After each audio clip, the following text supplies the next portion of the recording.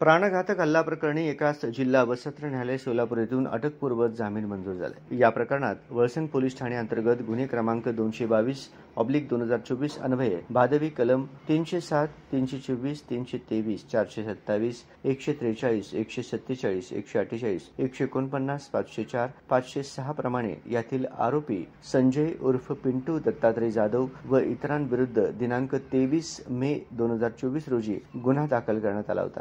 सदर प्रकरणात यातील फिर्यादी देवीदास जाधव यांची राजू बलभीम जाधव यांच्या विरुद्ध पूर्वीच्या भांडणावरून तसेच दिनांक 20 मे 2024 रोजी रात्री 9:30 वाजेच्या सुमारास यातील फिर्यादी हे भावाच्या घरी जेवण करून परत येत असताना आरोपी राजू जाधव हा फिर्यादीचे गाडी समोर येऊन त्यास थांबवले असता त्यावेळी आरोपी पिंटू उर्फ संजय दत्तात्रय जाधव यांनी कुऱ्हाडीने फिर्यादीवर वार केला। तसेच इतर आरोपींनी देखील फिर्यादीवर जीवे ठार मारण्याच्या उद्देशाने लोखंडी सळई, तलवार व लाथाबुक्क्यांनी मारहाण केली। तसेच शिवीगाळी आणि दमदाटी करून गंभीर जखमी केले असल्याची फिर्याद देण्यात आली होती। आरोपी राजू जाधव यांच्यावर फिर्यादीने दाखल केलेले बलात्काराचा गुन्ह्याचा राग मनात धरून तसेच आरोपी राजू जाधव हा त्या गुन्ह्यामध्ये 3 वर्ष शिक्षा भोगून आले असल्याने तुला जिवंत सोडत नाही असे म्हणून जीवे ठार मारण्याच्या उद्देशाने हल्ला करण्यात आला होता। हल्ल्यानंतर फिर्यादीला तातडीने सिव्हिल हॉस्पिटल सोलापूर येथे उपचाराकरिता दाखल करण्यात आले होते। आरोपीने आपला अटकपूर्व जामीन अर्ज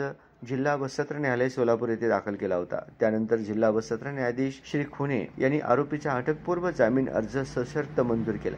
यात आरोपीतर्फे advocate Kadir Awati, advocate Dattatray Kapure, advocate Nilesh Kattimani, advocate Sohel Rampure यांनी काम पाहिले।